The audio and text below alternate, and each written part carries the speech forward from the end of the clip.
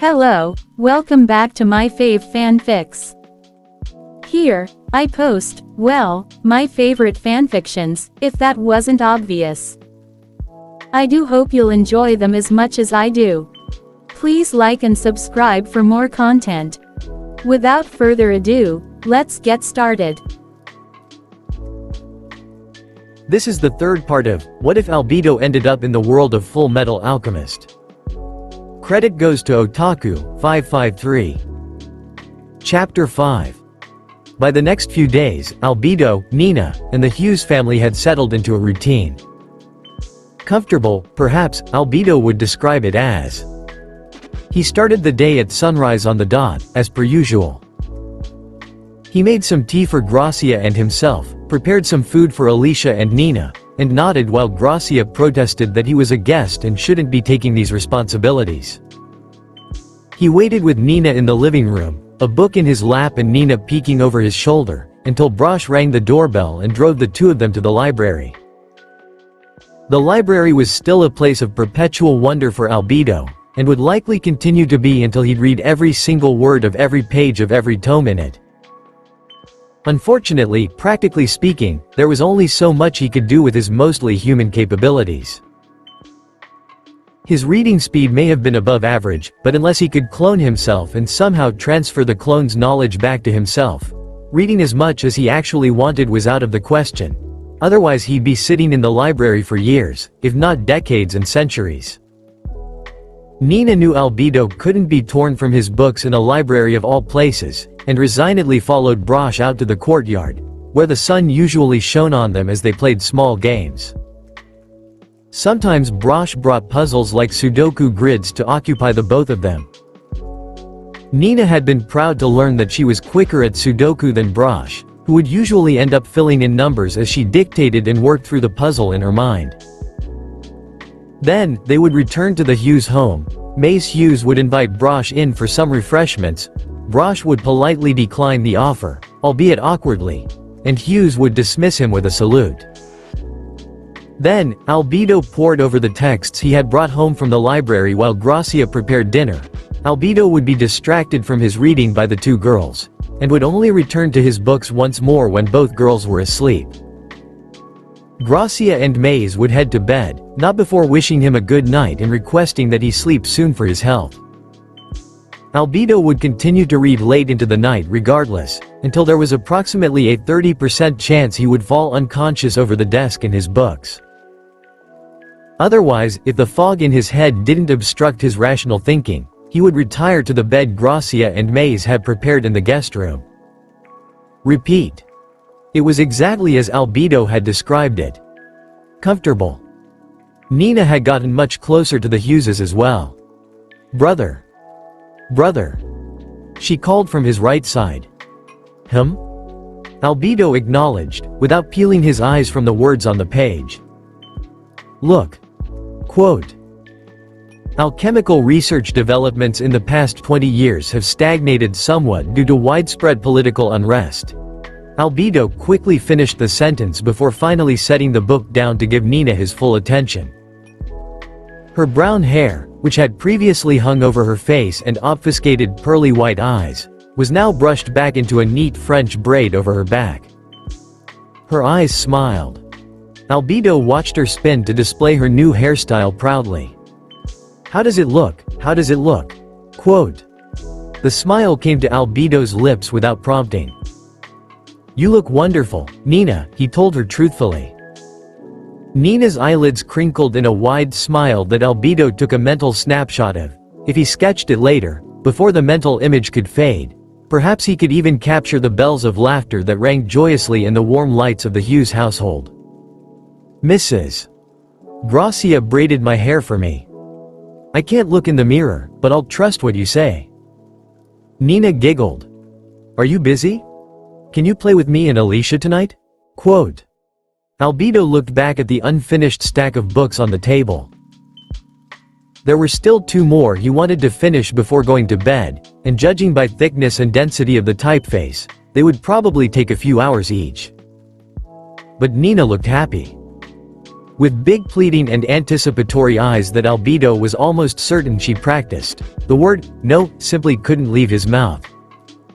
He sighed, resigned to playing with the girls again tonight. Brosh tapped Albedo's shoulder. He was well aware that his voice alone couldn't rouse the alchemist from his almost trance-like reading. After that first night, the librarian had requested that he alert Albedo a few minutes before the library closed so that Albedo wouldn't stay past the closing time. Brosh had had to employ Nina's help to tear Albedo's nose even a fraction of a centimeter from his books. Albedo hummed a short acknowledgement, neither willing nor bothering to shift his eyes away from the page. Sorry to interrupt, Albedo, Brosh whispered in the near-silent library. Edward Elric called, we're holding the phone for you. Ah, Albedo finally looked up. Did he say what it was about? Quote. Brosh shook his head. Edward was very purposefully being vague about what he'd found, but still demanded that he put Albedo on the line as soon as he could. But he's being pretty impatient. Albedo nodded knowingly. Of course. Edward had promised to contact Albedo if anything regarding the Philosopher's Stone came up. With a short wistful glance back to his stack of books, how dramatic, Brosh thought. He'd only be leaving the books here for a moment while he took the call anyways. He smoothly stood and followed Brosh to the telephone booths. Fascinating, Albedo once again mused upon seeing the rows upon rows of these contraptions. Long-distance communication was unheard of in Teyvat. Some of the more skilled alchemists that had pieced together more than the basics of crafting were trying, mostly to no avail, to create such a thing. If it could be achieved, Albedo had no doubt that it would be one of the most groundbreaking inventions to sweep through the 7 regions, but alas. Technology in Amestris was simply on another level altogether from the scant inventions in Teyvat. He pressed the cold metal of the telephone against his ear. Edward? Quote. Albedo. Ed's voice over the line was far from how he sounded in person. It was grainy, staticky, muffled and unnatural, like that of an abyss mage. But Albedo recognized the inflection, the throatiness of Ed's exclamations, and supposed that as lacking in sound quality as the telephones were, they served their purpose of communication incredibly well. We really hit the jackpot, Albedo, Ed's voice crackled over the line. We have a really big clue. Al and I are heading back to Central as soon as we can to find it. It should be hidden in Central's first library. Central's first library? That was rather convenient. Albedo cocked an eyebrow, despite the audio communication not conveying this. What is it? I've frequented the library often these past few days. I can search for it while you two return. Ed was all too eager to respond. Look for anything written by Tim Marco. Albedo hummed a short confirmation. Do I want to know how you discovered this clue? Quote. Ed's indignant grunt transferred through the phone. Fine, it seemed. Doesn't matter, does it? Anyways, just keep an eye out. Al and I are going back as soon as we can. How soon do you two expect to return by? Quote. Albedo could practically hear Ed deflate. We unfortunately couldn't book any tickets for today. Not many trains run past this town. But we'll probably be back by tomorrow night. Understood, Albedo nodded. Then, I'll see you tomorrow evening. He made to put the telephone back onto the box on the wall, more than ready to return to the pile of books still awaiting him in the library. Before he could though, Edward's voice came through the line again. Albedo, wait. How's Nina doing? Quote. Albedo pressed the device to his ear again. She's doing well, I think. The thought of Nina playing with Maze, Gracia, and Alicia in the background as he read brought an unbidden smile to his face. The Hugheses love her. Alicia calls Nina, sister, now. That's great, Ed said, probably for lack of anything else to say. Tell her hi for me, alright? Quote. Albedo hummed a curt confirmation. Was that all? Quote. Yeah. See you soon, Albedo. One walk-around and perusal of the alchemy bookshelf revealed nothing. Albedo wondered just how well hidden Edward's clue was. Tim Marco? Tim Marco? It definitely wasn't where it should be, at the very least. Albedo had scoured the shelf for authors whose names began with M many times over by now. Was it even in the alchemy section? Albedo supposed, if he were to hide something, that he wouldn't put it where someone would search first. After an hour of re-examining shelves, Albedo resigned himself to reading for the rest of the day. He could at least confirm for the brothers, whenever they would arrive, that there was nothing written by Tim Marco in the alchemy section. To scour the entire library was too tall a task, honestly. The library was several towering stories tall, well worth the title of first library for the capital city of a nation. Albedo was already hard-pressed to search the alchemy section, one small part of the whole building. He estimated that the alchemy section alone was approximately 2 times bigger than the library at the Knights of Favonius's headquarters. Albedo would try again tomorrow. Albedo would have tried again, but the books enraptured him as soon as he stepped through the door, pulling his mind away from the task and into the land of theories and hypotheses. The books here delved into the field of alchemy with more depth and detail than even the Sumeru Academia. Of course, Albedo had always been of the opinion that Sumeru Academia hadn't actually done anything of note in the past century. Where Summerun literature failed to meet his standards, however, Amestrian research managed to surpass them. With greater technology, more innovative alchemical pursuits were possible. Albedo already held an innate dictionary of alchemical runes in his mind, as any skilled alchemist should. Under Rhindotter's guidance, that dictionary had extended from those of ancient adeptal and divine origin to new symbols the two of them had created themselves. With Amestras's alchemy, more specialized and developed past the point of use for only welding two objects together, Albedo could now expand his dictionary to include runes of another world. It wasn't just alchemy. Every field of science in Amestras was evolved past Tevat's knowledge of it. On Albedo's left, a book that detailed findings on abiogenesis was open to page 115, and on Albedo's right, an advanced biology textbook gave references for the terms. There was so much sheer knowledge concentrated in this one location. Perhaps this was why, when the raucous alarm came, Albedo's stomach fluttered with some panic. "What's going on?" he asked the nearest person, who was running in the general direction of the exit. The person wasted no time shouting, "Fire alarm!" and continuing to run. Fire. An image of a pyro vision appeared in his mind, accompanied by the memory of reiterating to Clay over and over again that her Jumpy Dumpties weren't allowed to be brought out in the Favonius library or his lab. Combustion, an exothermic chemical process that required the oxidant of atmospheric oxygen and a fuel, usually wood. Wood. Paper. The fire was in the library, books would be lost. Nina and Brosh were playing in the courtyard, which had a quick pathway to the front of the building. They would be safe. Knowing this, Albedo made the split-second decision. Save as many books as possible, keep the knowledge alive, maintain the accumulated memories of the brightest minds. Albedo sprung into action. The weaponry dimension was something most vision holders could access, because most who held a vision had to channel their powers through a tool. Due to the rarity of visions, not much research was conducted on the weaponry dimension, but those who held a vision simply had an instinctual knowledge of how to deposit and withdraw their weapon. His was currently empty, the weight of his sword thankfully absent. Thankfully, because the lack of a sword meant he had space. He held his gloved hand over the stack of books on the table, eyes open and tracking the wispy golden sparks of power surrounding the books. The books shimmered gold, dematerializing and fading, and Albedo felt an uncanny weight and blocky shape with a sense that would be difficult to describe. He was most accustomed to holding a sword.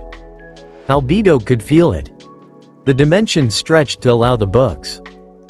He knew he could fit more, could bring more out of the library and out of the fire with him. the most important to him. The alchemy tomes. Older tomes were more likely to have duplicates since they were more foundational. The more recent works built on these foundations. The works were sorted by author and then title. Authors were generally a good measure of time period. He had no real choice other than going row by row to save as many as he could. The smell of smoke reached his nose one bookshelf in. If Albedo had organic lungs, it would likely have been damaging. Albedo did not. He simply stopped inhaling. "What are you doing?" A voice passed by, quickly disappearing with retreating footsteps. Albedo continued. 4 shelves. The crackling of flames out of the corner of his auditory senses became clearer. 6 shelves. The heat was beginning to encroach on his skin. 7 shelves. There was no way he would be able to take the whole alchemy section with him, Albedo knew. His hand felt sluggish as he lifted it towards the 8th shelf. Weaponry dimensions were not meant for this kind of weight. Albedo was already pushing it with a single shelf, knowing that they were at most meant to hold 1 catalyst, and one only. Another day, he would have been fascinated at the prospect. Using the weaponry dimension as a storage unit rather than a single weapon arsenal was unheard of on Teyvat.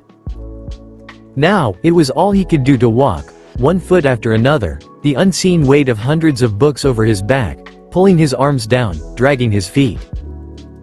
The pyre flared overhead, countless books already lost dead. The blackened walls of the library would fall eventually, and before they did, Albedo had to store as many books as possible. In the stasis of the weaponry dimension.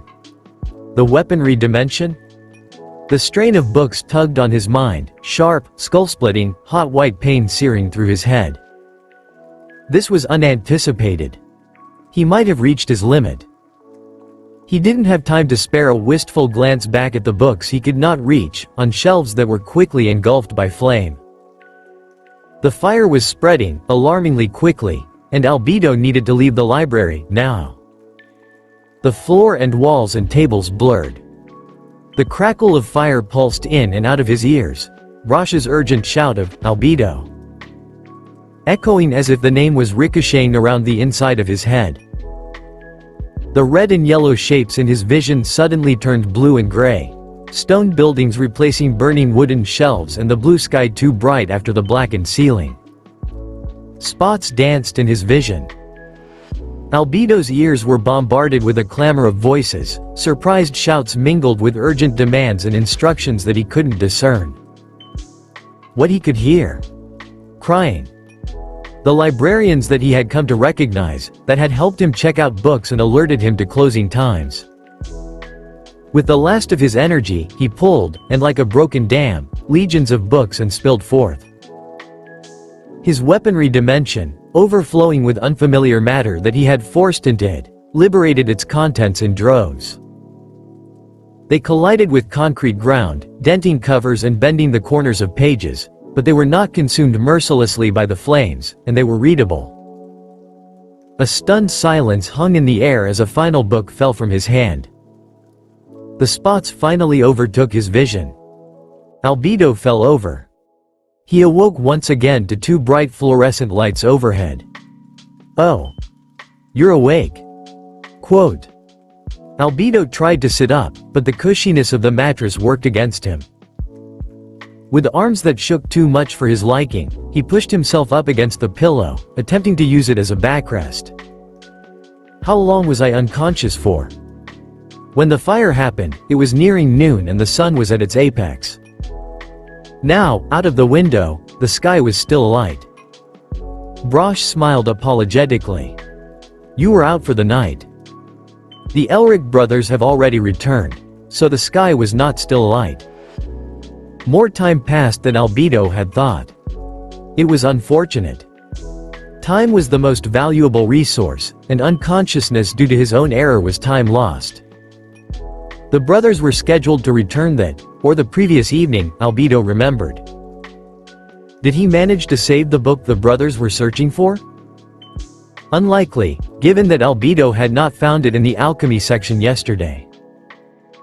If it wasn't in the alchemy section, the only area of books that Albedo was able to save, then it was likely ashes by now. He'd have to apologize. Perhaps he would have found it if other books hadn't distracted him this morning. Albedo. Ed's angry voice echoed in the hallway, penetrating through the closed door. Brosh quickly excused himself as the alchemist stomped into the room. "Welcome back," Albedo greeted. Ed made a sound. Albedo wasn't sure if it was a growl or him gnashing his teeth together, or perhaps both. "Fucking dumbass," Edward hissed. "Every time I think he might have a modicum of common sense." "So?" Edward whirled around and glared at Albedo with an intense burning gaze. "How, pray tell, did you end up in the hospital again?" His voice rose with every word, until he was barely shouting the question. Albedo opened his mouth to speak. "Well. Goddammit, Albedo," Ed huffed, looking for all the world like he was dealing with an insufferable child, grinding out each word slowly and strictly. That was a rhetorical question. Albedo noted this. "I apologize. I thought you would like to know the events leading up to my hospitalization." Edward heaved a great sigh of frustration, running one gloved hand through his golden locks before crossing his arms in a standoffish manner. "SGT. Brosh and Nina already told me the gist of it." "Oh." Albedo sat there, at a loss for words as he often was in tense and emotional conversations such as these. That would be false, he supposed. He wasn't at a loss for words. He just wasn't voicing anything. He had a list of sentences he could recite to possibly set Ed at ease or at least pause his questioning and pacing around the room. "Calm down, I'm fine," for example. He figured, however, that the last thing Edward wanted from him at the moment was an insincere reassurance. Ed was more than capable of discerning when Albedo's words were artificial. So Albedo sat silently as Edward grumbled on. Albedo didn't regret his actions. He'd managed to save probably half a century's worth of alchemical research. If only he could have found some way to counteract the strain of stretching his weaponry dimension so far, he would have been able to save so many more. The loss of so much knowledge that was advanced so far past anything Teyvat knew, it was a shame. "Oh," he says. "Oh. No, I'm sorry for worrying you, Ed, or God forbidden, I'm alright." Edward ranted up a storm, impervious to Albedo's unwavering glance. "What the hell were you doing staying in a burning building as long as you were?" Exclamation mark. Don't answer that, that was rhetorical too. But you know, generally, when people hear a fire alarm and smell smoke, they don't fucking run further into the fire. Quote. Al chose this moment to walk in, ducking under the relatively small doorframe. "Calm down, brother," he tried to placate with his soothing voice. "All's well that ends well, right?" And the nurse said it was luckily only mild smoke inhalation. Albedo will be free to go after a few hours. Albedo knew very well that it wasn't smoke inhalation, but it was a convenient excuse, he supposed. Ed gave Al a harried sigh. "Fine. I'm calm, he said, looking anything but calm.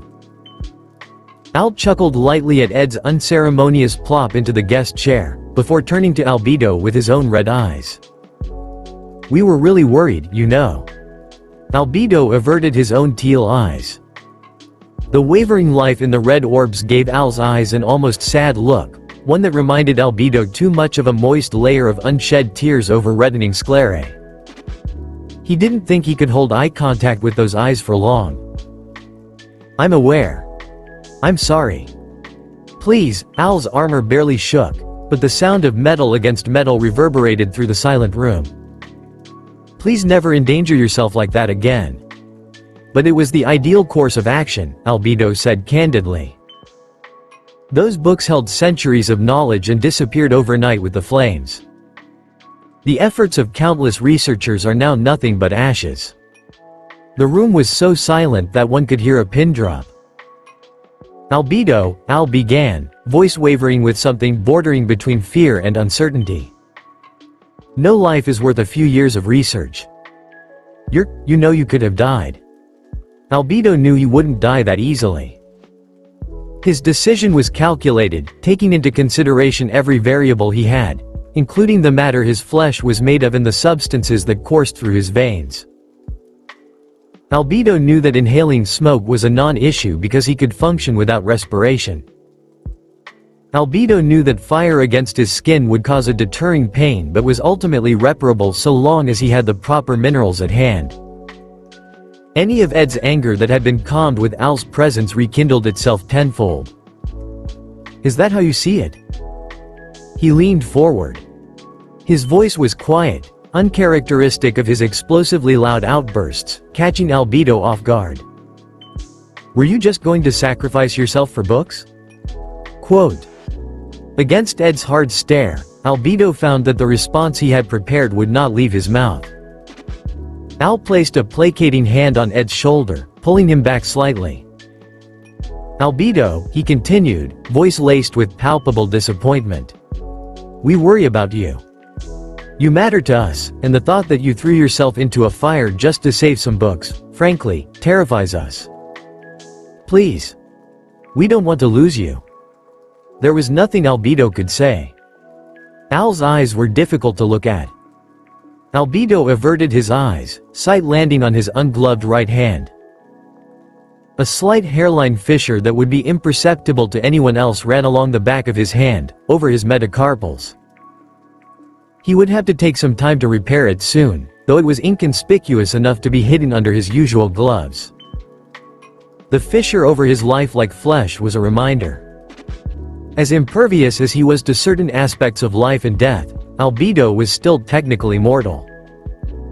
He had known when he decided to save the books that his life would not be in mortal peril, but had he really? The strain of carrying so many books was unpredicted, and if Sergeant Brosh hadn't helped him towards the exit, Albedo may very well have been unable to leave the library before it burnt down. Had Albedo ever been truly incapacitated to a point that his life was in danger? When journeying alongside the traveler, his wounds had been neatly sealed by the statues of the Seven and the Blessings. When traveling with Rheindotter during his apprenticeship, Rheindotter's healing magic had always soothed the tears and cracks in his flesh that he had gained while training. Here, there were no such things. Albedo realized now, here, that he could die. He could fix his wounds himself, but this was only assuming he had the consciousness and state of well-being to perform alchemy on himself. If he was indisposed or unable to perform alchemy, he would actually cease to exist. He would die. In every way, shape, and form, Albedo was like a human, but not. In a way, Rheindotter's blessing had been his ability to blend in with the human crowds he eventually assimilated into. In this world where healing magics didn't not exist, there was a possibility that he could be damaged beyond the point of repairing. Albedo had never felt so mortal in his life. It was a novel feeling. He would have to keep this in mind. "I apologize," Albedo finally said. "Good," Al replied, voice steadier. "Brother and I are glad you're all right." Brosh poked his head into the room. "Is Edward calm now?" Quote. "I'm always calm." Ed fumed. Al nodded, the smile having returned to his eyes. "Yep." Brosh sighed in relief. "Good. Nina wants to see you too." From behind the sergeant, Nina bounded forward and through the door, using her front limbs to hoist herself into a standing position beside Albedo's bed. She was crying. "You got hurt," she hiccuped. "You came out and fainted and you had to come to the hospital. I was so worried." Her paws kneaded the mattress's bedding anxiously. "It's all right," Albedo said, lowering his voice the way he used to when he'd soothed Clay after she skinned her knee running too quickly over the paved Mondstadt pathways. "I'm all right." Nina sniffled. "Are you sure?" Quote. "Sometimes she just needs to be hugged," Winry had told him in Rizembul. "Would you like a hug?" he asked her. Nina nodded.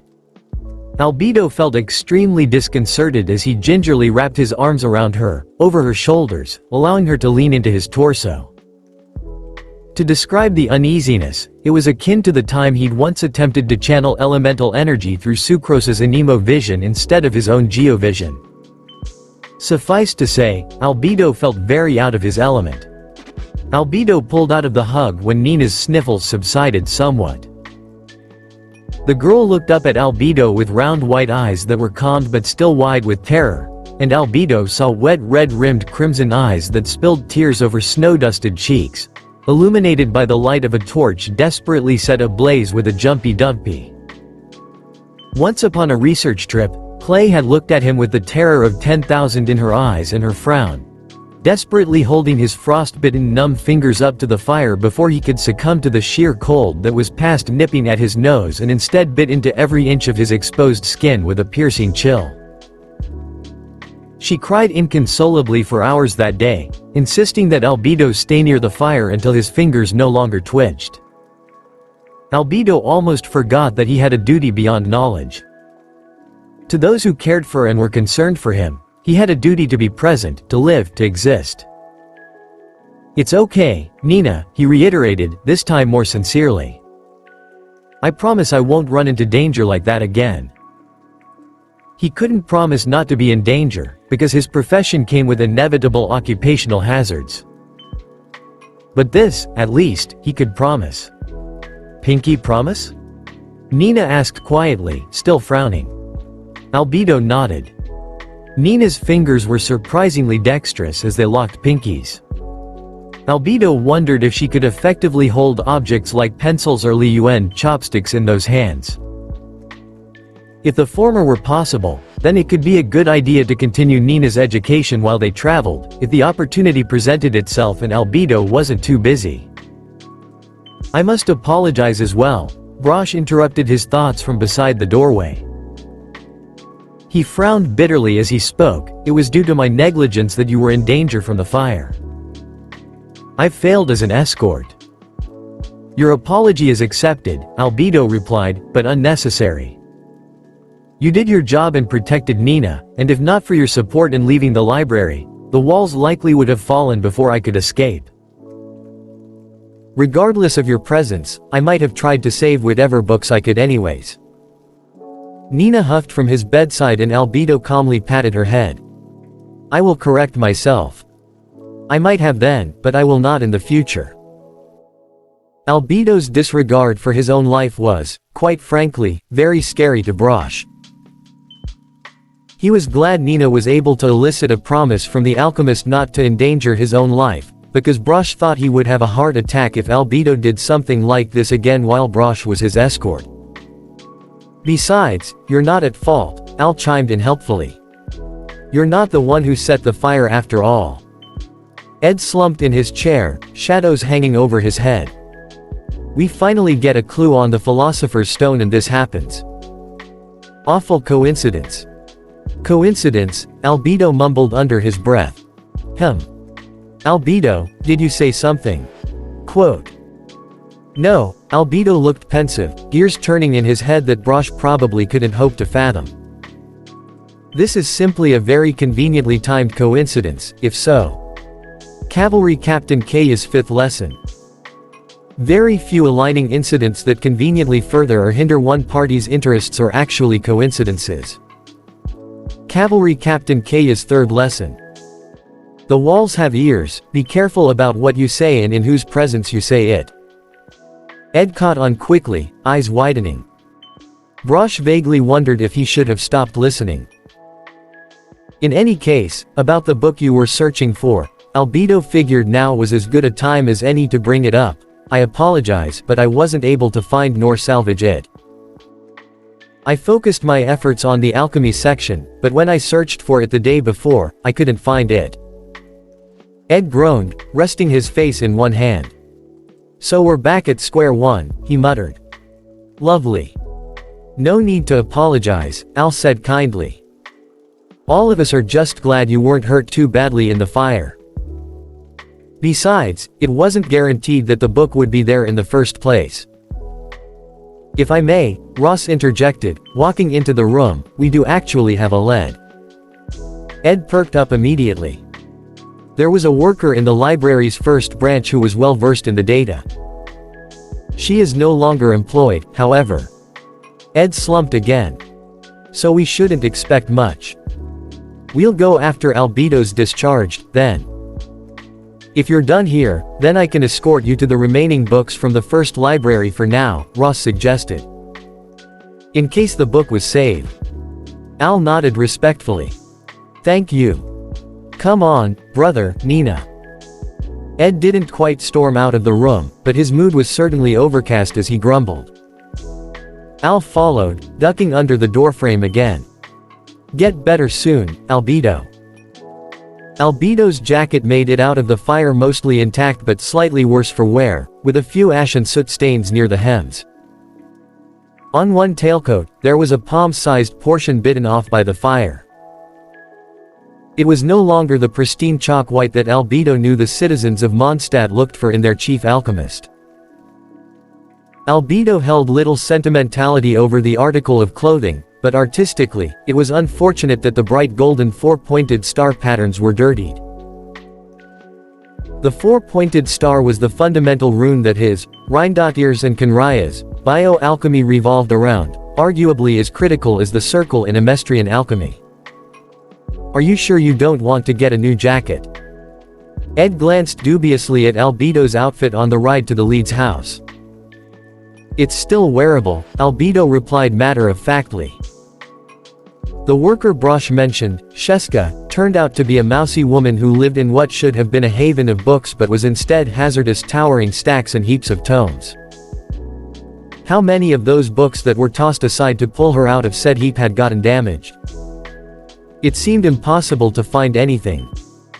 Do you happen to know of any research documents by Tim Marcho? Ed asked slowly. Yes, actually, Sheska blinked owlishly. There was. I remember it clearly because it was handwritten and shoved into a shelf in the wrong section. Ed and Al both brightened for a moment before the realization set in that now, it was certain that the book was lost. Sorry, Albedo felt the need to apologize again. Don't be, Ed sighed. You tried. Do you want to read his research? Sheska asked. Ed waved a dismissing hand. Yeah, but it's burnt now anyways. Thanks for your time. I remember all of it though. Ed whirled around, revitalized. Really? Exclamation mark. Quote. Sheska nodded. I remember the contents of every book I read. It will take a while, but I can transcribe his research for you. All three alchemists left Sheska's book-infested flat in considerably better moods. Albedo's sword was completed the next day, a week having passed since he placed the order. It didn't quite match the previous Mondstadtian sword he had. The weight was slightly more concentrated towards the tip and the reach was just a bit longer, but a few trial swings found him already accustomed to it. Overall, the sword was satisfactory. Nowhere near the power of something like the festering desire he had given the traveler, but still sharp and strong. I still think you could have just made one yourself. Or had me make you one. Ed crossed his arms. Does getting one from a blacksmith really make that much of a difference? You have to carry it around, too. Albedo let the sword in his hand shimmer gold and dematerialize, taking its rightful place in his arsenal. Weapons are not my specialty, he explained curtly. Ed stared at his now empty hand, wide-eyed. How did you do that? Quote. Quote. I mean, I didn't question it before when fighting Scar because it was an emergency, but how are you making your weapon disappear like that? Ed's question tumbled out of his mouth so quickly the words seemed to trip over each other. Albedo considered how to answer. The weaponry dimension was a concept only in Teva, where it wasn't odd to have elemental, magic, or levitating books like catalysts. Not much research had been done on why vision holders were able to carry weapons, so they simply were. With the coming of the traveler and their own skills of another world, some facts were clarified, such as the weaponry dimension not being limited only to vision holders, but even more questions arose. The Traveler was in every way an anomaly, and their power to summon a sword was something they held long before their arrival in Teyvat. But Albedo digressed. It was a concept Amestris was unfamiliar with, and thus difficult to explain without revealing his origins. In the first place, Albedo wasn't making an active effort to hide that he had traveled worlds now, but if he had ostentatiously announced it, he had no doubt that he'd be met with disbelief and ridicule. However, this was Edward. Albedo couldn't simply wave it off as alchemy. It wasn't alchemy, and Edward was more than familiar with the field to realize so. And, it would be a shame to lie to Edward. It would be difficult to explain, Albedo finally answered. You must realize by now that it has nothing to do with alchemy. This is something I would not be able to teach you. Ed's golden eyes caught Albedo's with a fierce intensity. It was reminiscent of the eyes that had been so determined to glean something from Sho Tucker's research. Ed looked at him with the knowledge-hungry eyes of an alchemist, like an unsolved puzzle, an increasing mystery, and Albedo welcomed it. Perhaps one day he would discover Teyvat and elemental magic and the divine beings that governed it, but today was not that day. With Al at the Hughes estate keeping Nina company, there was no one there to lessen the intensity of Ed's intrigue. Albedo felt unusually scrutinized by that gaze, but then Ed turned away. I won't ask, then, Ed let it go. Thank you. Albedo adjusted his glove. Shall we return to the Hughes estate then? No doubt Nina and Al are awaiting us. 4 days later, Sheska finished transcribing 1,000 recipes for today's menu by Tim Marco. As Ross and Brosh leafed through the pages incredulously, Ed had a pensive gaze as he held onto the first packet. It had to be hidden. There was no way the research could look like research, which means this must be a code, he mumbled. Albedo nodded. Encrypting notes like this was a less common practice in Teyvat, since not many bothered with the sciences in the first place. The power of the Philosopher's Stone to defy the laws of alchemy, however, was too great to simply leave in a library. Sheska. You're sure this is Dr. Marco's research word for word? Quote. The mousy young woman nodded. Absolutely certain. Ed grinned. You're amazing. Thanks. He turned to Al and Albedo. All right. Let's bring these to the central library. Al agreed cheerfully, they'll have a collection of related books there. Albedo looked at the bemused pair of escorts. Please inform Hughes and Nina that we will not be returning for an indefinite period of time. With this breakthrough, he couldn't afford to lose his train of thought to Nina's and Alicia's round pleading eyes. He would likely sleep in the library, eking out every second of his time there for its worth. Oh. And, Ed turned around, holding out a piece of paper and his pocket watch, sounding unusually at ease and authoritative as he said, Lieutenant Ross, this is my registration code and silver pocket watch ID. Withdraw this amount out of my annual research funding and give it to Sheska. Albedo took out his pocket watch as well. Should I? Quote. No, Ed interrupted, I've got it covered. Save your funding for anything you need to help Nina. This specific combination of water, sugar, and salt looks like another mention of the squared circle. Seems to be spanning over 3 pages now. Ed and Al were slumped over the table, groaning. This is so damn hard, Ed mumbled. I'm amazed you can keep going for so long, Albedo. Albedo spared them a quick glimpse while gathering the pages of the 4th packet to be straightened out and rearranged. I don't want to waste any time, after all. Ed sighed loudly, his exaggerated exhale blowing up a few pages of the heavy manuscript in front of him. With a sudden spurt of energy, he pushed himself up, the fire in his eyes rejuvenated. All right. Let's do this. Albedo, the refining process of the prima material derived from Negredo. In this stage, the stone will take a white appearance, the impurities from Negredo having been expunged. Albedo, huh? Ed sent a pointed glance to the resident enigma. "I was named by my alchemy teacher after all," Albedo replied without missing a beat, eyes still glued to his own page of the document. "That's cool," Al commented offhandedly. They quickly returned to a focused silence pervaded by the sounds of pages being flipped and pens scratching against notepads. "Boys? I brought dinner." Hughes poked his head in through the doorway. "Gracia cooked you a quiche. You'd better eat it." Albedo gave a distracted hum of acknowledgement to the man at the door. "We'll eat in a bit." He didn't take his eyes off the page. "Huh?" Hughes left the picnic basket with the quiche on the floor beside the door, and then closed it. Nina's head perked up beside him. "Are they done yet?" Quote. Hughes smiled apologetically to the girl. "It seems not." "No way, it couldn't be. This must be referencing something else," Ed grumbled. "Al, could you bring me Flammel's Codex again?" Quote. Al nodded, reaching a hand over to the stack of books on his right. Albedo leaned over the table. "What is it?" Quote. "Here." Ed shifted the document for Albedo to see, using one gloved finger to point at the word. Albedo's unchangingly calm visage shifted pensively every so slightly, his eyes narrowing. "No, this might be literal. Just to make sure, perhaps check the 18th edition of Alchemical Runes and Dwight's third manuscript." Tension pulled Ed's face into a tight frown.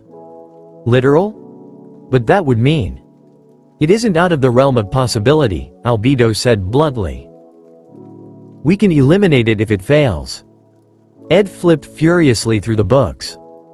The dull thud of a book hitting the wall resounded through the room on the other side of the wall. Brosh and Ross stood alert, the sound having shaken them from their reverie. "This is bullshit." Ed's voice shook with rage, accompanied by the tumbling of a pile of books swept to the ground. The two officers looked at each other apprehensively. They were in agreement. Silently, they opened the door a smidge to peer at Edward's outburst. This is the most logical result, after all. What else could create a stone that can defy the law of equivalent exchange? Albedo's voice was clinical and apathetic, unfazed by the anger burning in Ed's eyes. "There is nothing in this world that defies the laws of physics humans have already laid out, and thus. Then this is okay to you? I really misjudged you, Albedo." Ed spat his name with raw vitriol, golden eyes trained on the alchemist. "That's not what I said." Albedo's own cold teal eyes narrowed. "Then why the hell are you so calm?" Exclamation mark. Edward marched up to him, fury weighing his steps into stomps, and clenched the front of Albedo's shirt in a shaking fist. The brothers did not hear the undercurrent of upset in Albedo's icy calm voice. With measured and slow movements, Albedo pried Ed's hand off of his shirt, and turned to the door. Ed's flaring anger was unquenchable, and Al's despondent misery was inconsolable. There was no purpose for him, who could not understand or change this, to remain here. He walked out silently, solemnly, closing the door behind him. Brosh and Ross looked at him, concerned, questioning. "The main ingredient for the Philosopher's Stone is living humans," Albedo summarized. "Try not to tell anyone." He did not remain to see their horrified faces.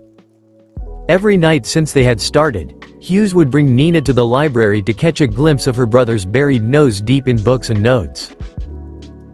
It gave her some peace of mind before she slept, even if the boys wouldn't be returning home that night.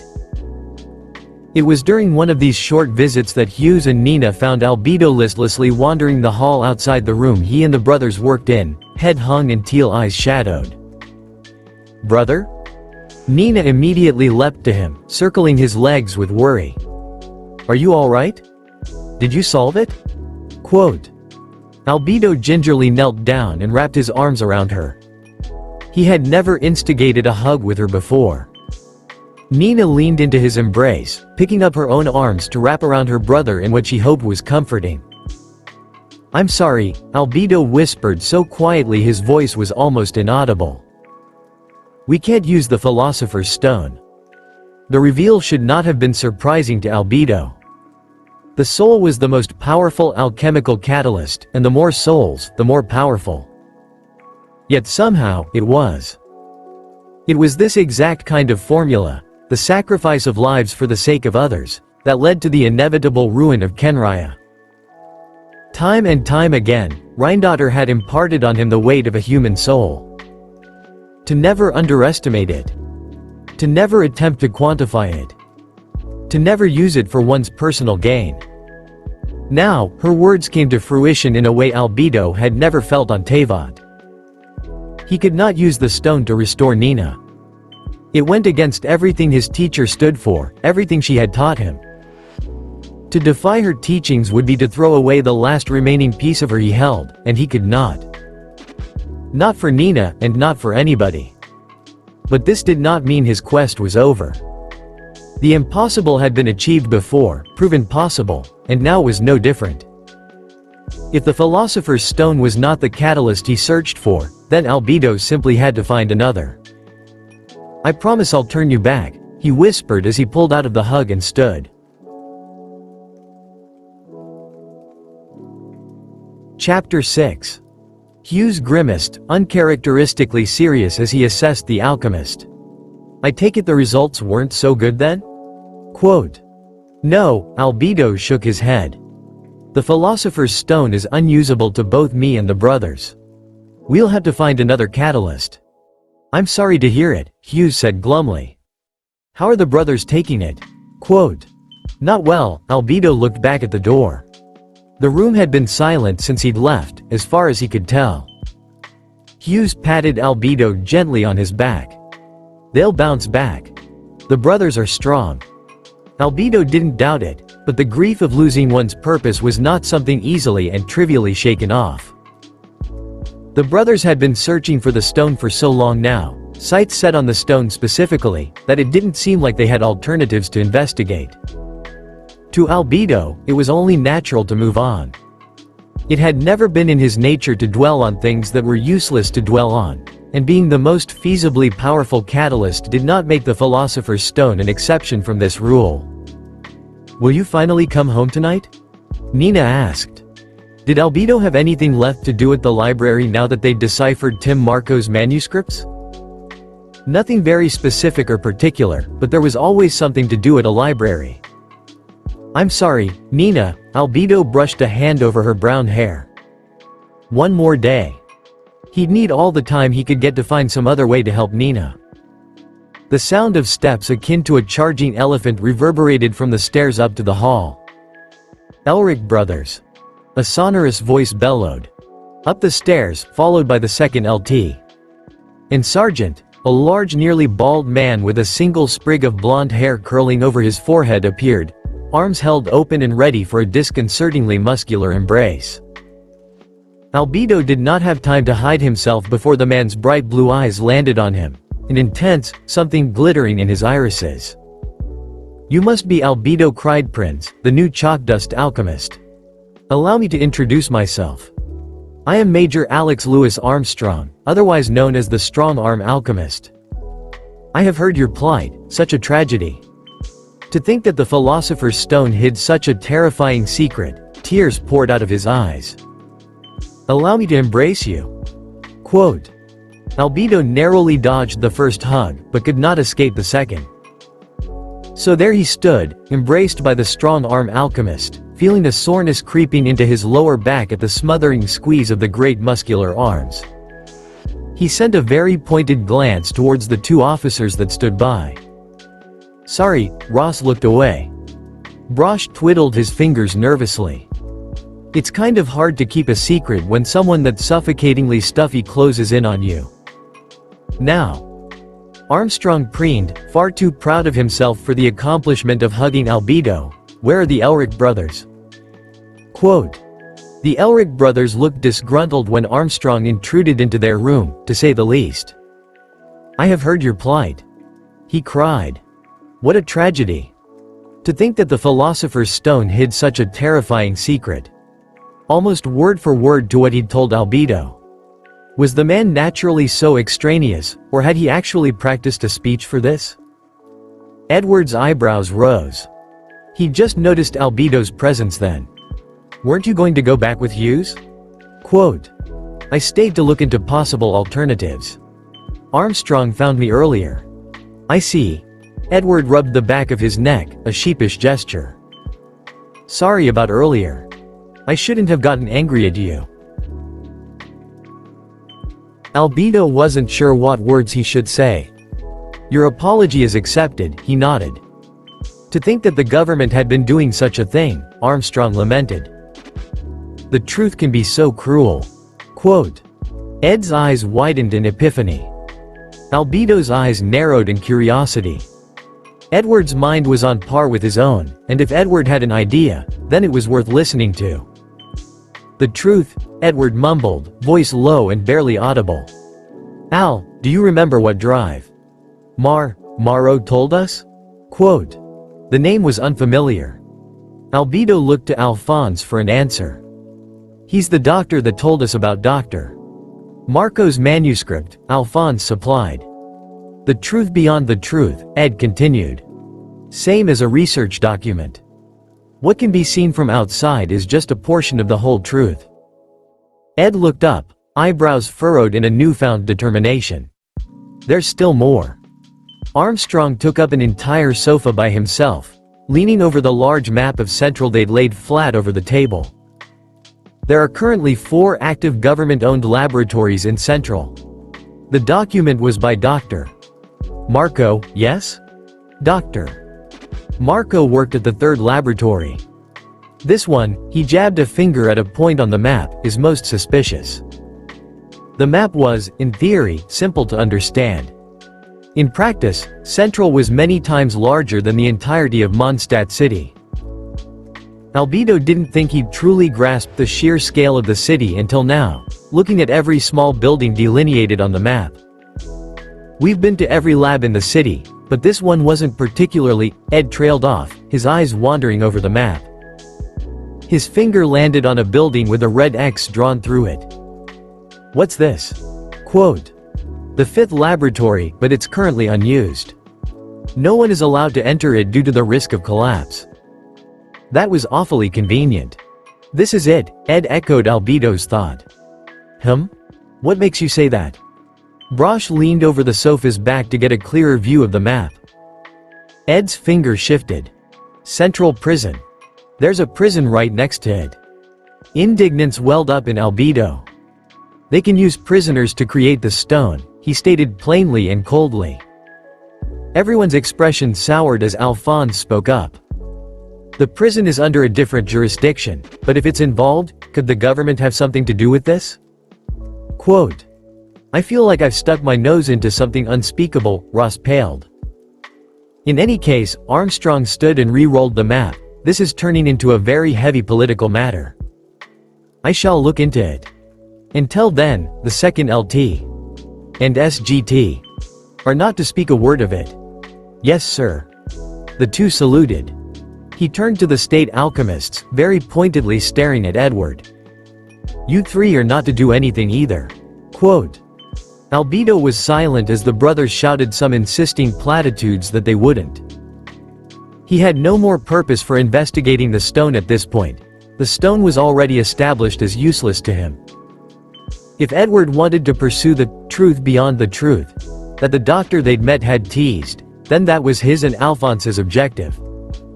Albedo mulled over the possibilities silently. Unless said truth somehow nullified the use of humans in creating the stone, there was no use for it. If the truth was connected to the involvement of the government, then all of them would be in direct danger for investigating it. However, it would be remiss of Albedo to not notice the mischievous gleam in Edward's golden eyes. He and Alphonse were almost certainly planning to infiltrate the 5th laboratory on their own. The thought of them doing so gave Albedo a shuddering feeling in his chest, apprehension. Perhaps even concern. Albedo recognized it from having watched Clay run into very flammable forests with bombs gathered in her arms. He knew the feeling of concern probably more intimately than anything else because Clay had a pyro vision but that did not equate to unequivocal control over fire. and she could easily put herself in danger running over grass set aflame by her own bombs. Because he didn't know what he'd do if she were harmed because of his negligence when Alice had entrusted her to his care. Because she was supposed to be like a charged particle, quick-footed and active and never stopping, and seeing her hurt and crying was just wrong. The situation was different here. Edward was not a child, and had more than enough life experience and cognitive functioning to realize what was dangerous and what was not.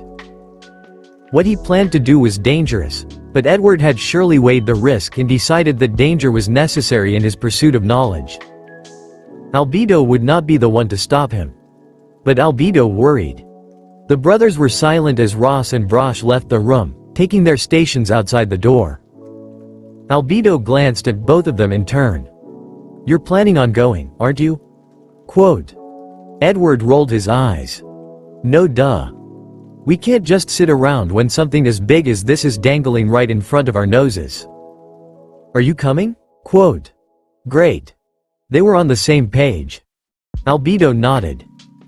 The fifth laboratory sat forebodingly behind walls possibly taller than Mondstadt's, guarded by military personnel in black standing sentinel before the main entrance. Albedo leaned over the corner to observe them as the brothers deliberated. It was a novel experience, he supposed, having to sneak around in the shadows. While he was adept at making himself scarce when he desired solitude, he had never done so out of necessity. Here, the nature of their investigation, probing into a military power so large and influential that would be unfathomable in Teyvat, demanded secrecy. "How do we get in?" Al pondered. "Should we just make a door?" Ed did not have as much of a mind for discretion. "They'll notice the light from the transmutation," Al replied. Ed crossed his arms. Then, both brothers looked simultaneously up at the barbed wire. With ease, Al made a foothold with two hands and propelled Ed atop the wall, where he sat and began to unravel the barbed wire. "Have you done this before?" Albedo wouldn't have been surprised if they had, with how smoothly they'd moved. Al nodded. "Brothers made a few, less than legal pursuits before," Al said resignedly. Will your gloves be fine climbing up the barbed wire?" Quote. His gloves were made of several layers of the toughest leather he could find in the wild. They had been fine for exploring and climbing the jagged cliff edges of Mondstadt's mountains, so they would probably be fine here as well. "Sure." Ever polite, Al stepped aside as Albedo grabbed the barbed wire. The vent was just barely large enough for Albedo to join Ed in entering the building while Al waited outside, perhaps for the better, since Al was practically impervious to any danger in his state. As soon as Albedo jumped down from the air vent and landed in the dimly lit concrete hallway, he knew something was wrong. Perhaps not wrong, per se, but something was there. Unlike the nausea that once stirred deep in his throat upon confronting the sword crafted out of Durin's pitch-black bones and red-hot malice, this unease felt quieter. It was unfamiliarity mixed with a slight tension. It was like the sensation of a string pulled taut, but not quite tightly enough to snap. Something, someone, maybe even multiple beings, was here.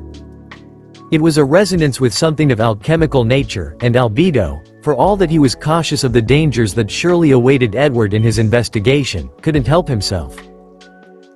Just like when he spotted the dimly pulsing light of Durin's violet-red magic in the Favonius storeroom, his feet moved before his mind was conscious that there was a force drawing him in. "Albedo?" Edward turned around, facing the alchemist who inched in the opposite direction of their objective. "You okay?" Quote. Albedo stopped his feet, coming to a near-silent halt. "Yes," he said without turning around. He was fine. Whether this was meant to convince Edward or himself, Albedo didn't know. Should he tell the truth? Should he say that he felt a resonance, and knew that there was something, or someone, here that should not be? Should he stay with Edward and risk meeting them eventually, or tell Edward to follow him and put Edward in danger? On all logical paths that Albedo could think of, any that involved him and Edward sticking together would eventually place Edward in direct danger. Yet leaving Edward alone in and of itself was dangerous. Undoubtedly, there would be guards protecting research on something as volatile and powerful as the Philosopher's Stone. Perhaps the guards were the presences Albedo felt, in which case Albedo confronting them would allow Edward a diversion to study the premises as he needed.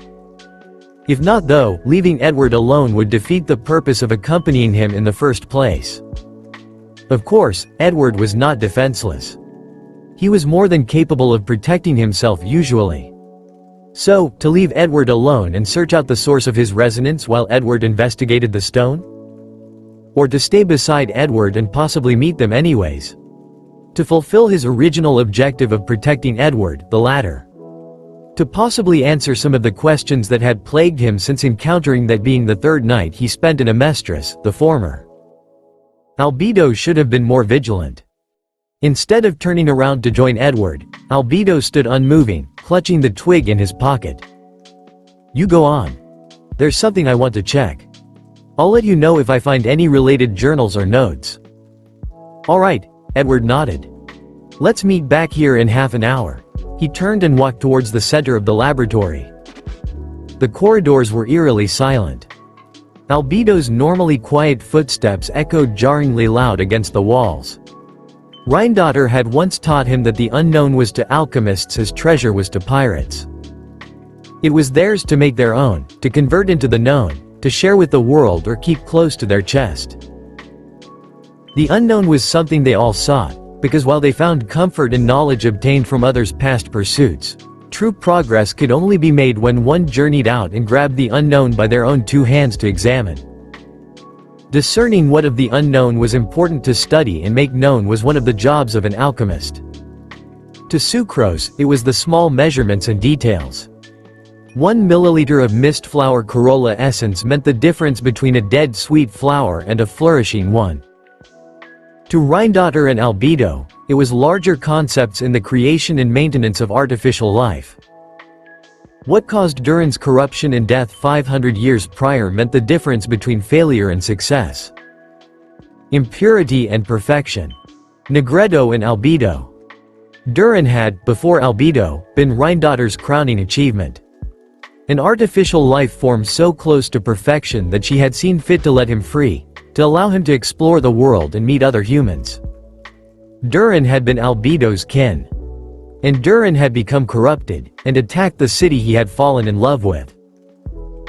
Albedo was not Durin, and yet Albedo knew upon taking his first step onto the snow-capped mountains, with an absolute certainty etched into him like the alchemical arrays engraved into his being, that he was inextricably connected to the artificial dragon.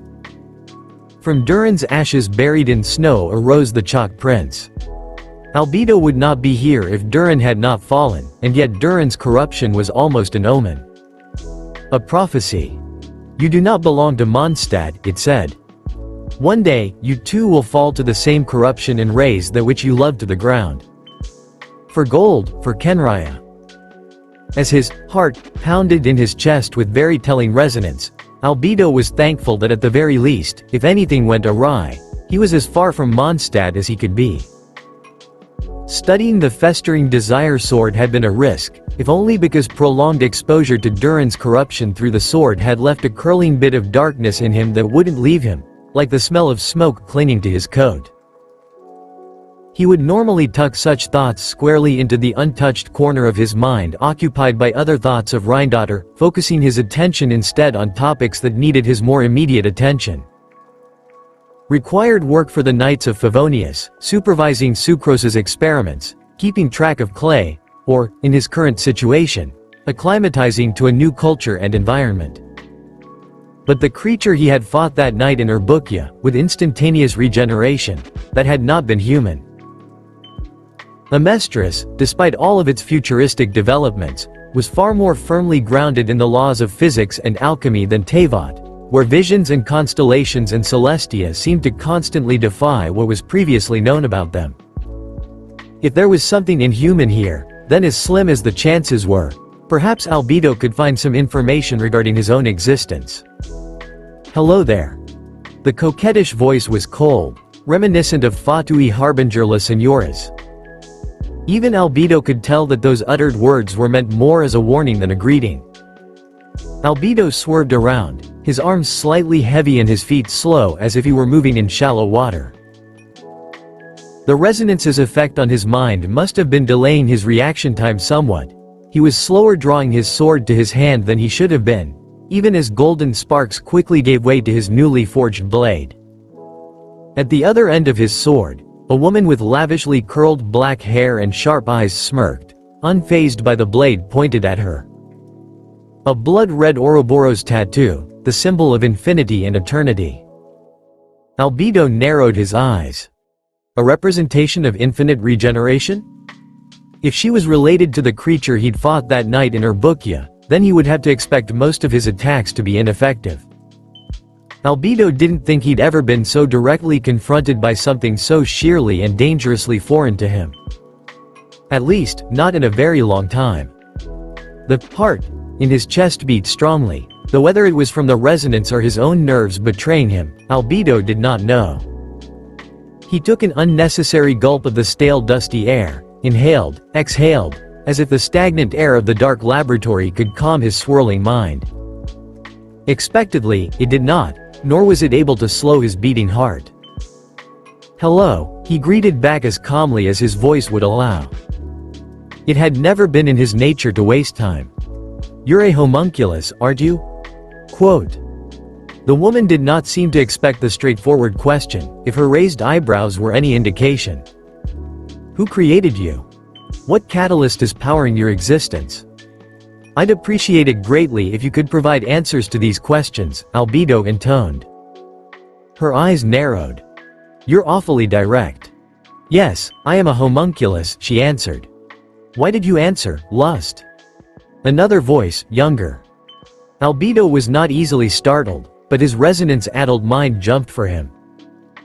He had known that there were multiple presences, and yet he'd somehow forgotten and allowed his guard to fall, exposed his back to a potential danger. Cavalry Captain Kea would have laughed at him. He didn't often make such amateur mistakes. Behind him, another person laid nonchalantly on the counter, grinning. There was an Ouroboros tattoo on their thigh, and their dark green hair spiked and fanned out behind a black headband, almost like porcupine quills. Lust, they'd called her. The same name that the creature he'd fought in Homuncular had dropped. There were at least 3 of them. Lust crossed her arms. "He'll be killed anyway for discovering us. No harm in giving him answers he won't have any use for shortly." "Then do it," the other one sang. "A shame," Lust sighed, sounding more bored than regretful. "You were a promising sacrifice." It took Albedo much too long watching her extend her arm and raise black-gloved fingers for him to realize that he should dodge. It happened in a split second. The arm whipped out, and straight towards Albedo's head flew a spear of black. Albedo let instinct take over and move his feet. The straight black spine soared perilously close to his eyes as he dodged. "Keep them open," he willed even as the spike passed a mere centimeter away from his eyes. Sight was the main source of sensory information, and he had to glean as much as possible from this exchange. His fraction of a second delay cost him a nick over his eyebrow, stinging slightly as he rubbed his glove against it to wipe away the bit of chalk that came loose. He found his footing quickly and planted his heel on the concrete, his sword deflecting the next extended finger spear. It scraped against the cutting edge of his sword, the clean metallic sheen ringing out as a testament to its sharp and smooth edge. And the finger spear's hardness. The sound of steps heavier than they should have been echoed behind him, and he twirled away from the kick whirling towards his head before it could touch him, bending seamlessly into a slash across the other's torso. Red lightning illuminated the room as the other homunculus regenerated. Albedo barely caught a glimpse of a crazed bloodthirsty grin before the other homunculus dashed forth again, except to his left there was another finger rushing towards his abdomen. Albedo ducked from a fist, anchoring his sword to sweep a foot the other homunculus's shin. This is where he made his first mistake. The other homunculus's leg was not that of a human. The leg was far denser than he expected, budging only an inch to Albedo's kick, and Albedo knew that despite his predilection for the sword, his physical strength was nothing to scoff at. He should have inferred that the homunculus was heavier based on the footsteps he'd heard, shouldn't have hinged his planned movements on being able to topple the other homunculus. His stopped kick did not transition back to a steady standing position as he'd planned, and without the continuous movement, Albedo was open, vulnerable.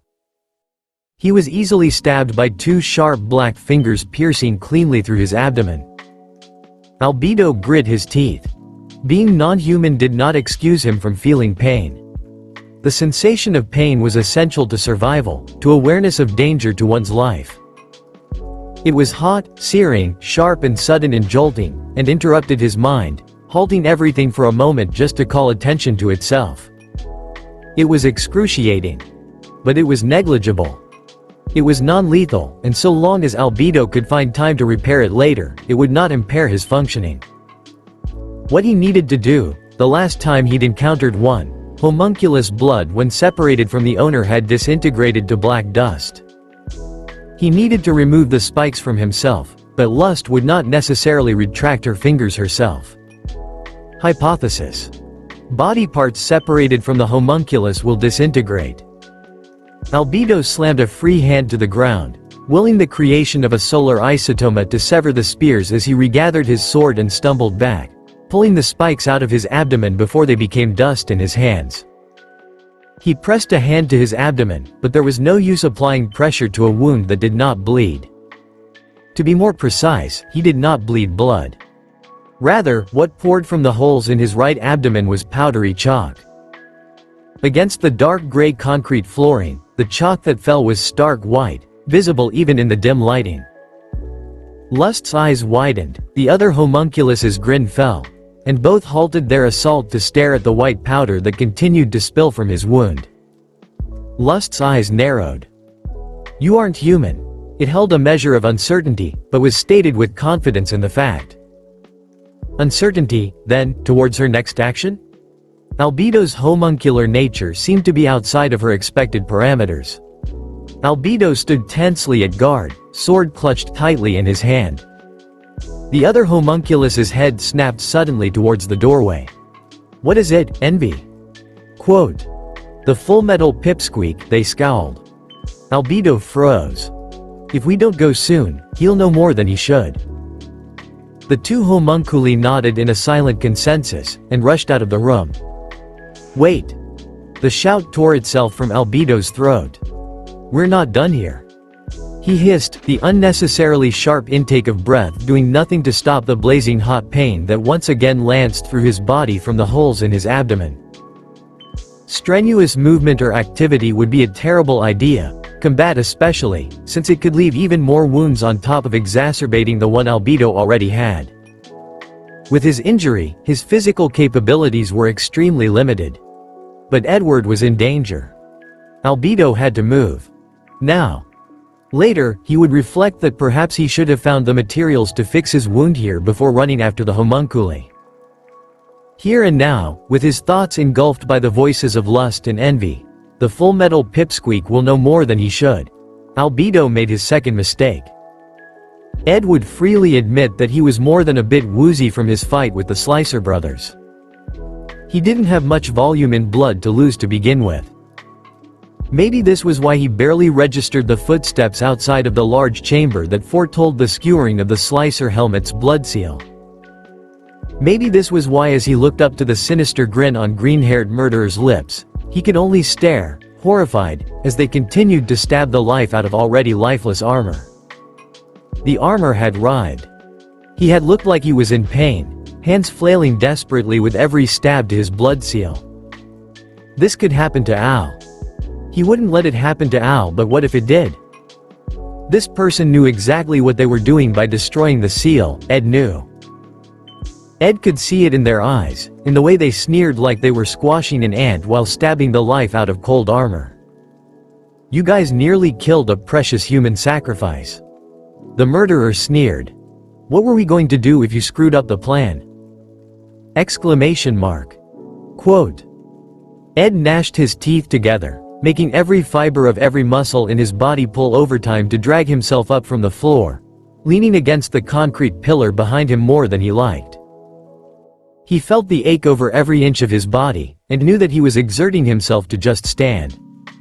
He stood no chance. That did not stop him. It could not stop him. He was made of tenacity and effort, and even if his every joint felt like they were on fire, he would make himself stand. The woman's dark red painted lips tilted into a coy smile as she sauntered over. It infuriated Ed. Everything about the way the two people walked and talked, towering above him and looking down on him like he was an ant beneath their feet, downright infuriated him. The nausea washed over him like a wave as he finally pushed himself up into a stand.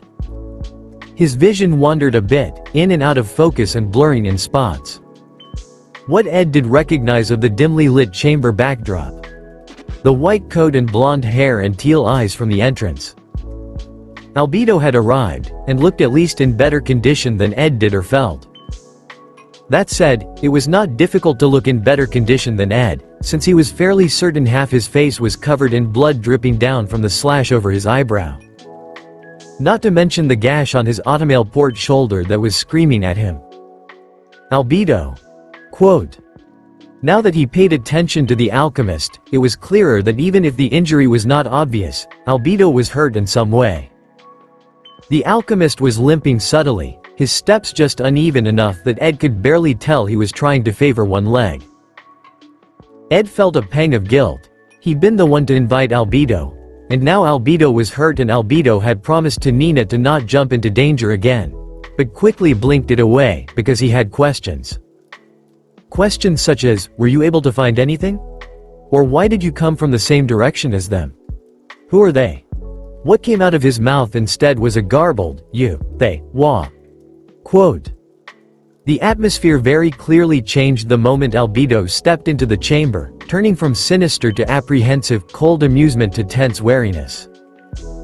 There was a rigid silence all around, pervaded only by the Albedo's footsteps as he walked towards Ed and reached a stand still at Ed's side, facing the others. Something about Albedo's presence was stopping that. Ed supposed they would be enemies, considering they'd both murdered a man each right in front of Ed. In any case, the enemies very carefully watched Albedo in his simple walking movements. Ed wondered why. The green-haired one scoffed. So you're already on the blonde brat's side? Che, they rolled their eyes. What a waste. You could do so much more with what you are. Ed felt his eyes widen. What you are. Not who, but what. He added this to his growing catalog of Albedo's oddities. Albedo was silent. Fine. Edward had more than enough questions to go around. Who the hell are you two? Exclamation mark. What plan? What do you mean by sacrifice? Exclamation mark. Quote. The green-haired one leaned in close enough that Ed could feel the person's warm breath on his nose. Out of the corner of his eye, he saw Albedo shift a step closer to Ed himself, almost like a protective gesture. Oh? Is the pipsqueak picking a fight? They jeered, lifelessly dark purple eyes curving into a taunting smirk. It took Ed a second to gather air into his breathless and burning lungs, enough so that he could growl back, quit calling me a pipsqueak. Quote. They tilted their chin up. A pipsqueak is a pipsqueak, don't you think? Quote.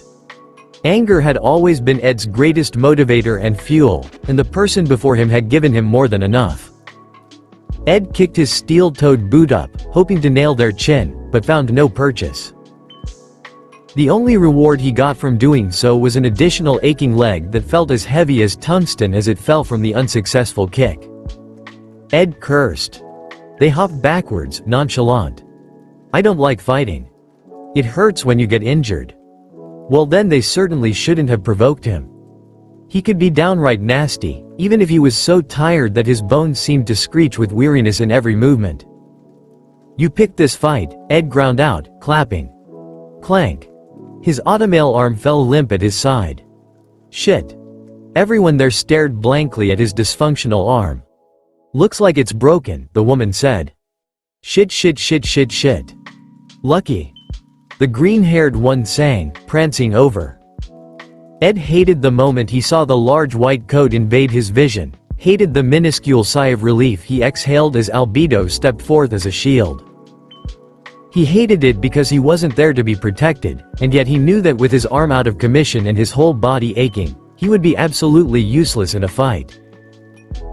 He hated it because of a stormy day and the wall that sprouted from the ground when they were supposed to run together from Scar, because he knew Albedo was putting himself in danger again, breaking his promise to Nina, and it was probably entirely Ed's fault. He knew he was openly glaring at Albedo's back, but it wasn't as if Albedo would see. The alchemist was more concerned with the people in front of him. The green-haired one tapped the slicer's sword against their shoulder, smiling whimsically. Yeah. Protect him. He is a precious human sacrifice after all. Their voice sounded entirely too smug. The woman's eyes narrowed. Unlike her companion, she was not smiling.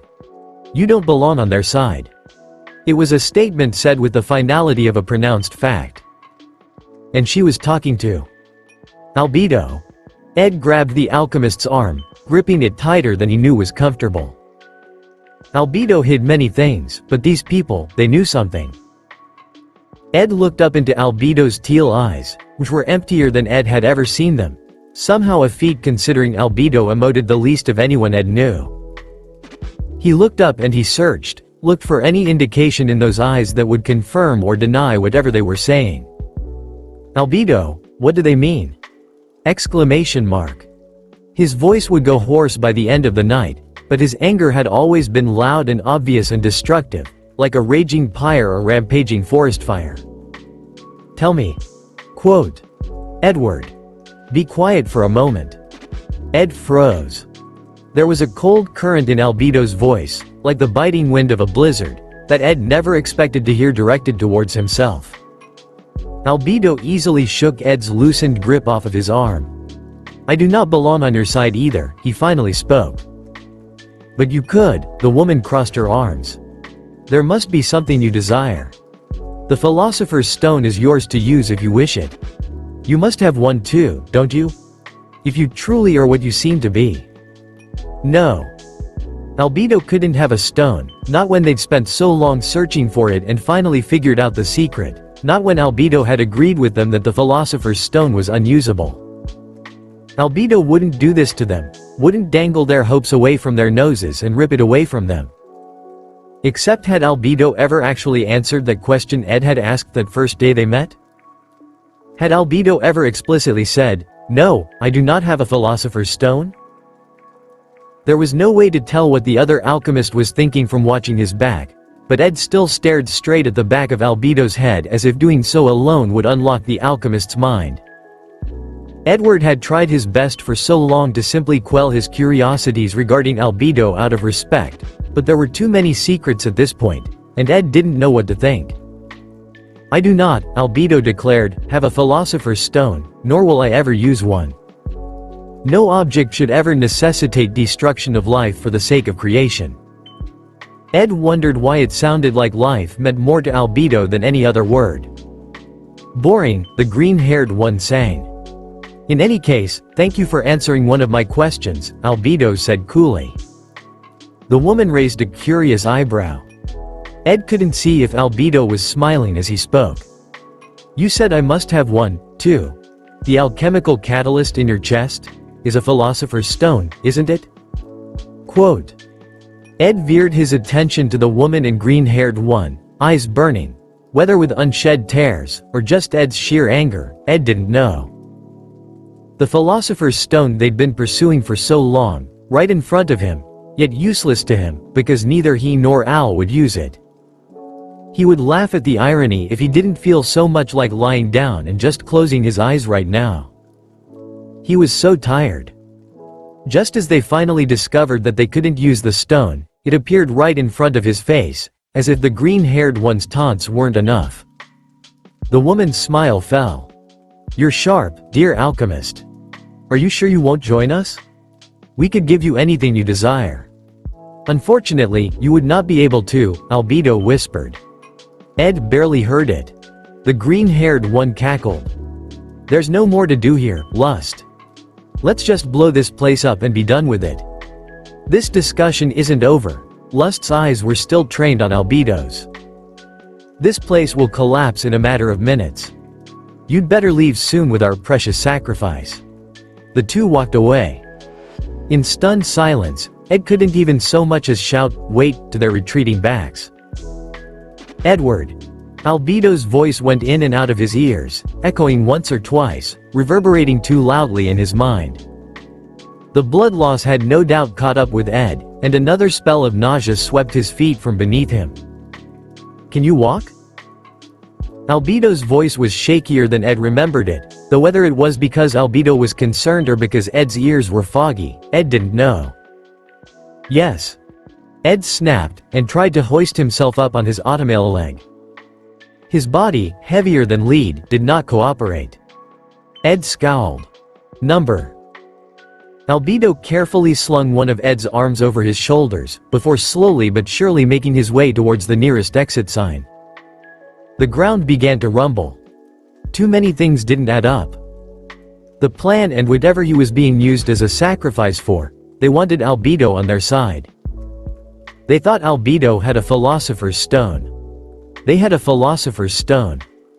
They couldn't be human, could they? The woman's fingers had extended into sharp spear-like claws, and that should have been impossible.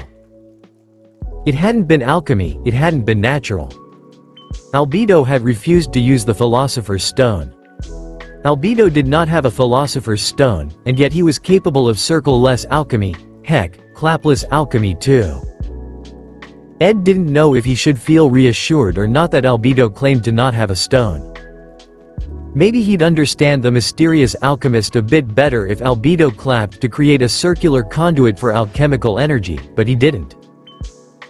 The only other time Ed had ever seen anyone do alchemy without a circle or clapping was with Father Cornello in Leor. With a fake philosopher's stone. A philosopher's stone that Albedo claimed not to have. Nothing made sense about Albedo. Albedo was capable of inhuman feats. So were the people who'd killed the Slicers. Albedo refused to join them, but the fact that he could join them if he wanted to spoke volumes. Was Albedo even human? His thoughts were in disarray, swirling around in mind like a hurricane of disconnected thoughts. They swirled and soared and tried to piece themselves together but simply fell apart. Ed knew that this dizziness would cost him his consciousness soon. They were out of the building. The sound of rubble falling racked his brain, every thud louder than the last, an assault on his ears and his already shaky legs. Brother. Al was worried. Al was okay. With the last of his strength, Ed mustered the fiercest glare he could towards the enigma that supported him. He was angry, confused, hungry for answers. What the fuck was that? Quote. Edward shortly fell unconscious, most likely due to blood loss. Albedo shrugged him off into Al's waiting and ready arms, mindful not to jostle the holes in his own abdomen much. The ground rumbled with the force of concrete chunks thudding against it, almost like the quaking sensation of a Regisvan slamming its Corolla into the floor. Usually, Albedo would have no trouble rebalancing himself. Usually, though, he didn't have two holes in his abdomen. Albedo stumbled on his feet, and added another to the growing mental list of mistakes he was making tonight. This was not how Reindotir had taught him. It was shameful, and dare he say, irritating. Whoa. Brosh caught Albedo's arm, steadying him by his elbow. Careful. Let's get out of here. Quote. Albedo nodded, not sparing the energy to speak. Bear with the pain for just a bit longer, and he could fix himself. Alphonse twiddled his thumbs nervously in his lap, sitting across the fuming guards in the car towards the hospital. Really, Brosh looked more sheepish and worried than angry. Ross, however, was all silent fury and fiery black eyes with furrowed brows. Rightly so, given how Ed and Al had snuck out without telling them. Al would have sighed if he didn't feel so nervous. It was like he was a child again, caught sneaking into the cupboard for some dessert before dinner, except the cupboard was a secret laboratory entrenched in a military conspiracy and the dessert was information regarding the most powerful alchemical object in the world. And for what? Ed leaned still against Al's side, blood still leaking from the wound on his forehead. His black leather clothes did little to conceal the bloody gash on his shoulder. Albedo sat next to Ed, white coat drawn close to his body. Though Alphonse had seen Albedo unconscious before on multiple occasions, this was probably somehow the worst condition he'd ever seen the alchemist in. Though it could have been a trick of the light, Albedo looked paler than usual, eyes looking down and unfocused. He looked withdrawn, Alphonse realized. Even when they'd first met Albedo, there had always been a polite sort of courtesy in the way his eyes gleamed, making direct eye contact. Now, Alphonse half expected Albedo not to respond if Alphonse said something to him. And yet those teal eyes hadn't lost any of their intense brightness. Alphonse wondered what Albedo was thinking right now. The fact of the matter was that they'd gained nothing but injuries and more questions from this reckless venture of theirs. As Lieutenant Ross directed hospital workers to carefully move Edward onto a stretcher, Albedo stepped aside and, as inconspicuously as possible, crouched down to gather a handful of dirt, quickly sneaking it into his pocket. Ross dutifully filled the paperwork for Edward's admittance at the hospital's front desk as the boy was rushed away on a wheeled stretcher. Finally arriving at the hospital had been like stepping out of a hot room. Now that her biggest source of stress was safe and her adrenaline had worn off some, she felt ready to collapse. She could not collapse. She'd already failed once tonight, allowing the Elric brothers to sneak away. Her job was to protect them, and look at the state each Elric brother was in. One bloody and having his wounds treated at the hospital, the other silently despondent. Crytoprinz, at least, seemed to be in better condition. The other state alchemist had 2 small tears at the front of his jacket, but was able to move just fine, and did not show any signs of pain on the car ride to the hospital. Just in case, it would probably be best to admit him for a checkup as well, in case there was internal bleeding or anything. Mr. Crytoprinz. Quote. Crytoprinz was walking towards the restroom, and though she couldn't say he was wobbling in his steps, even she could tell that his body swayed from side to side slightly, just enough to be concerning. Checking him in could wait until after he was finished with his business though. And in case anything happened, Ross sent a glance to Brosh, who stood at attention behind her. He understood without any command from her, and jogged to catch up to the alchemist. Honestly, teenage state alchemists would be the end of her. Albedo would have preferred to fix himself in a more private location, ideally a personal lab. Unfortunately, he did not have one here, nor did he have time to find one. The bathrooms of the hospital, though public, would have to be secluded enough for now. Thankfully, it was empty when he walked in. Perhaps he should have had the foresight to do what he was about to do in a stall instead of out in the open, but he'd already made so many mistakes tonight that one more was almost negligible at this point. His abdomen stung, and Albedo was not so patient as to let the stabbing pain afflict him or his thoughts through the night. He withdrew the handful of dirt from his pocket, shifted it so that it sat evenly distributed between his 2 palms, and closed his fingers, allowing familiar alchemical energy to course through his arms and extend to his fingers. When he opened his hand, one hand held the wasted byproduct of impure minerals sorted cleanly out of the powder in his right hand. Chalk, purified flawlessly, the dust finer than flour, light and loose as if it had been sifted. His alchemy was certainly still perfect even if his cognitive functioning was not. He lifted his shirt and nudged the flow of alchemy to redirect itself to his wound. In his hand, the chalk pressed against his skin quickly took form, first shifting to fill gaps in the membranes of his internal organs. It was a process that out of necessity, he fully understood. It was not simply the reconstruction of purified chalk, but also a kind of metamorphosis that required Albedo's specifically precise alchemy to perform.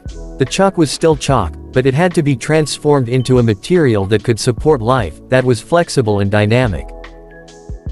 It was the suspension of minuscule chalk particles in the air that allowed the fluidity of his material, allowed the movement of his body.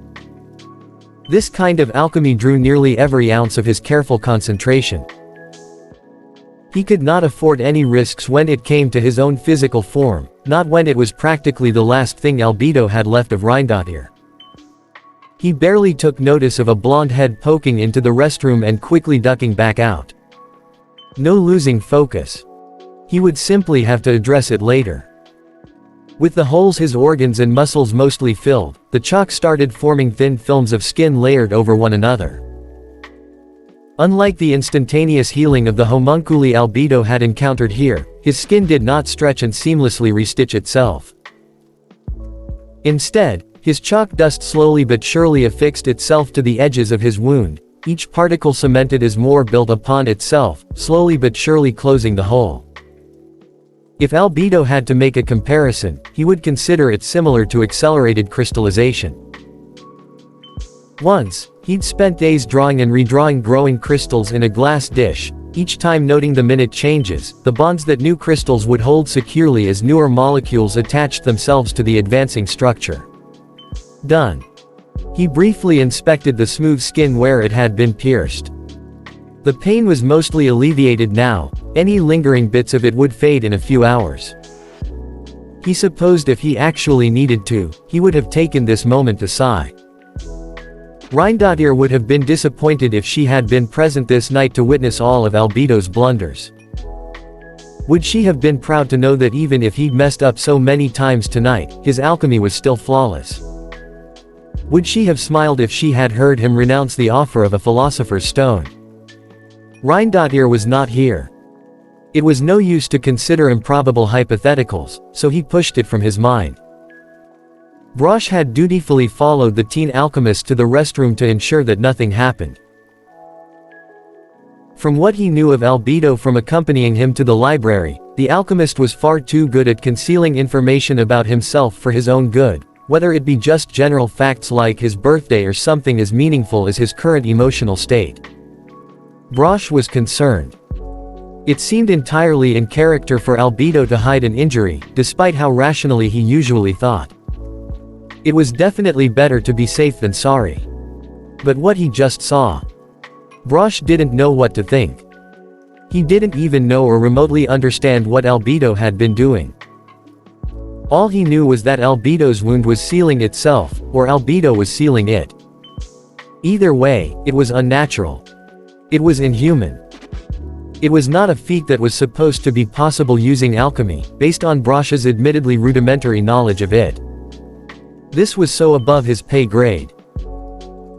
He was supposed to be here to protect two state alchemists that shouldn't have needed much protection in the first place, not to keep secrets and be an accomplice in a probably illegal investigation into a government conspiracy. But what if he needs help? A voice in his mind that sounded suspiciously like Nina supplied. You were right. He was hiding an injury. Even if Albedo seemed to be handling it fine, Albedo was hurt. The smart thing to do at this point would have been to walk away and try to forget what he'd walked in on. That was what Ross would probably do. A part of Brosh, the part that read adventure books as a child and sought excitement in life, was curious. It clamored for Brosh to stick his nose back in and help, not just because he wanted answers, but also because helping the young alchemist who was most likely in pain was probably the right thing to do. Brosh took a deep breath to steady himself.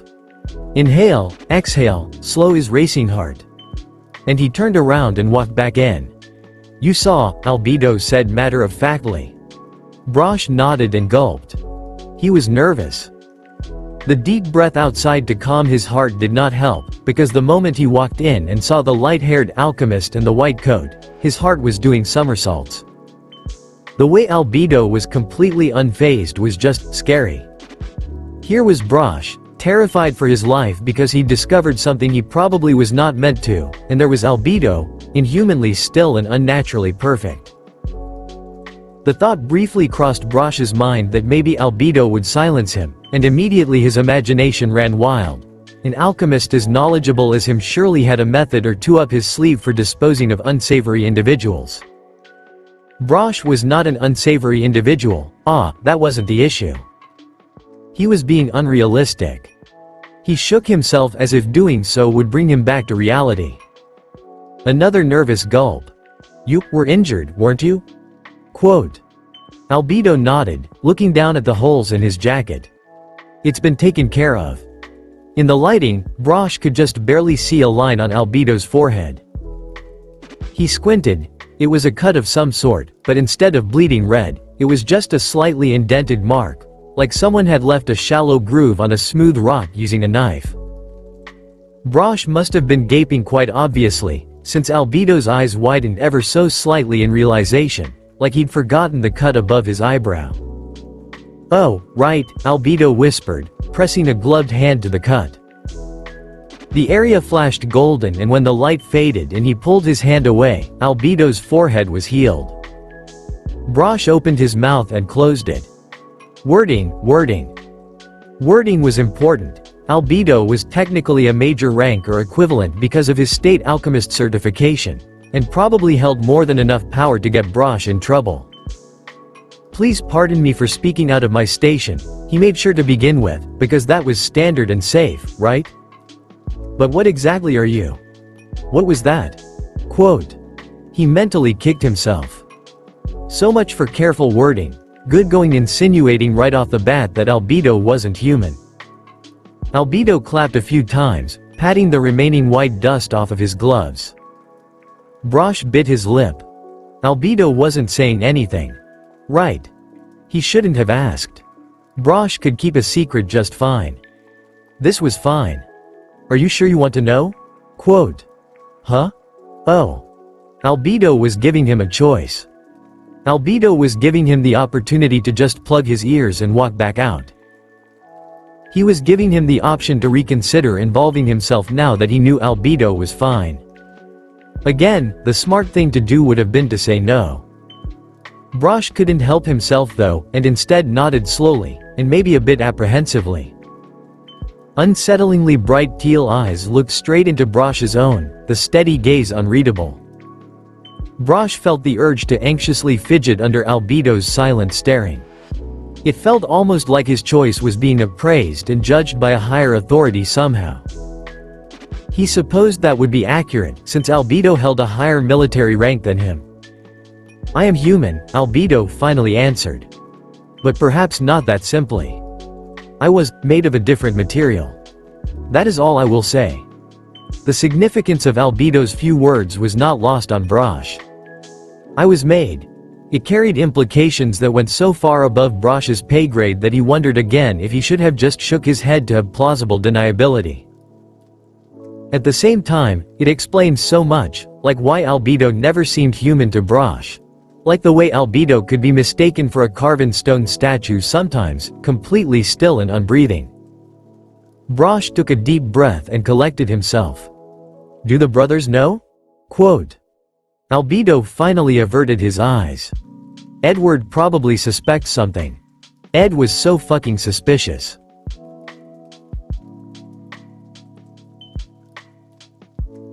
Unfortunately, this part is over. I hope you enjoyed it. Apologies for all those quotes. Please have a good morning, afternoon, evening or night. See ya next time.